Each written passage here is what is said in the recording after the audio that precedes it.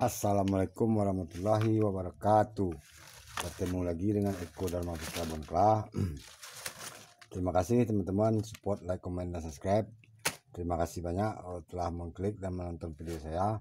Baiklah teman-teman, pada kesempatan kali ini saya mengupdate nih teman-teman ya, bahan bonsai kelapa mame yang saya lepas batok 10 bulan lalu dan 1 tahun lalu ada juga teman-teman. Ini bahannya.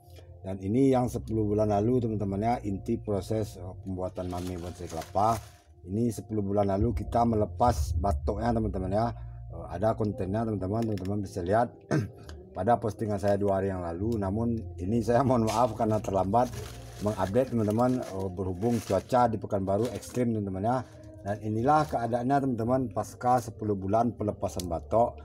Ini mame bonsai kelapa yang kita proses melalui pelepasan batok ya teman-teman ya. Kita melepas batok saat dia masih tunas teman-teman ya. Namun jika ingin aman teman-teman membuat mame ini tanpa melepas batok, tunggu dia sampai betul-betul habis nutrisi di dalam batok baru kita pindah ke pot ceper, itu lebih aman teman-teman ya. Namun jika kita melepas batok itu saat usia masih dini teman-teman ya, inilah resikonya teman-teman ya, pertumbuhannya otomatis lambat teman-teman. Terlihat ini teman-teman ya, ini daun masih 10 bulan yang lalu teman-teman ya, ini daun muda ya. Dan ini saya pertahankan tanpa mempruning teman-teman ya. Hanya saya pernah mempruning 2 daun tuanya saat ini karena sudah terlalu rusak dan mengering teman-teman ya. Ini terlihat teman-teman ya, bisa kita rapikan sedikit teman-teman. Ini dalam 10 bulan teman-teman dia hanya menumbuhkan 1, 2, 3, 4 teman-teman ya. Dalam 10 bulan hanya menumbuhkan 4 daun teman-teman ya. Dan ini teman-teman terlihat ini daun ini mengkerdil teman-teman ya. Ini kerdil bukan karena penyayatan teman-teman. Ini terlihat teman-teman ya, tapis tidak ada sayat-sayat. Ini terlihat bahkan tapis ini sudah mengering teman-teman ya. Namun belum saya sayat karena ini terlalu kerdil teman-teman ya. Dan inilah teman-teman, kerdil itu bukan hanya bisa kita dapat dengan cara menyayat teman-teman ya, ataupun sayat ekstrim dengan program kita menyayat. Namun kerdil ini bisa teman-teman karena bahan ini tidak subur teman-teman ya. Ini bahan tidak subur karena dia sudah kita paksa lepas batok dari sejak dia tunas teman-teman ya. Karena kita memotong akar utama dan kita hanya menggunakan akar serabut. Namun ini terlihat teman-teman pertumbuhannya sangatlah lambat karena akar serabut itu belum betul-betul pandai mencari nutrisi teman-teman ya. Karena kita sudah melepas batok, itulah sebabnya teman-teman bahan ini bertumbuhnya lambat teman-teman ya. Namun jika dia tidak subur teman-teman, tak terlalu subur, ini tak akan bertumbuh teman-teman ya.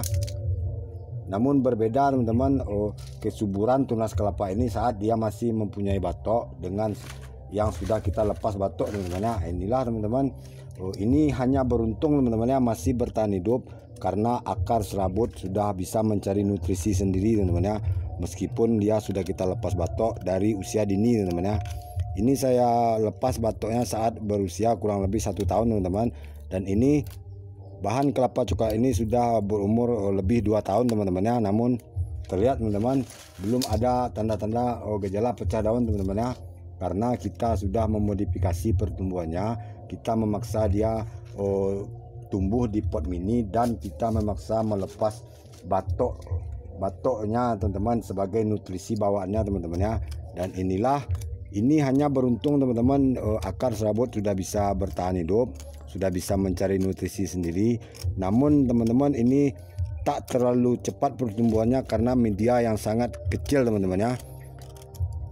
Jika kita membuat ini lebih kecil teman-teman, seperti ini teman-teman. Ini teman-teman medianya lumayan mini teman-teman ya. Dan terlihat teman-teman pertumbuhannya ini sudah 4 bulan teman-teman ya. Hanya daun ini yang tumbuh teman-teman, dan ini baru akan menumbuhkan daun terbarunya teman-teman ya. Ini juga pernah saya buatkan kontennya pelepasan batok teman-teman ya.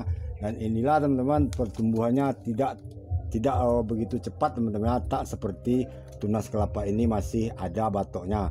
Dan ini saya tidak mempertahankannya terlalu kerdil. Ini bahkan tumbuh kerdil tanpa disayat teman-teman ya.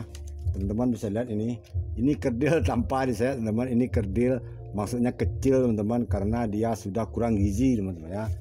Jadi membuat bonsai kelapa kerdil itu teman-teman bukan hanya karena adik saya teman-teman, bisa bonsai kelapa ini, pohon kelapa ini bisa tumbuhnya kerdil karena dia kita kurangi nutrisinya teman-teman ya.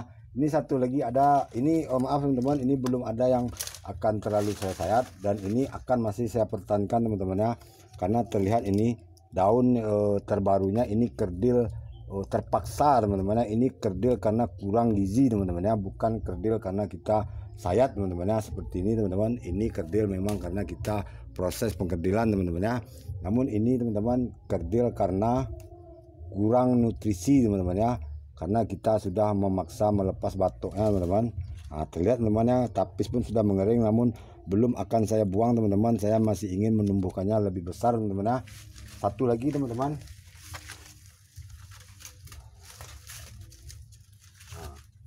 ini sama 1 tahun yang lalu pernah juga saya buka batoknya teman-teman. Namun 1 tahun lalu menggunakan pot yang ini teman-teman ya, potnya terlalu kecil, lalu saya menambah sedikit pot yang lebih besar seperti ini teman, bekas galon botol mineral besar.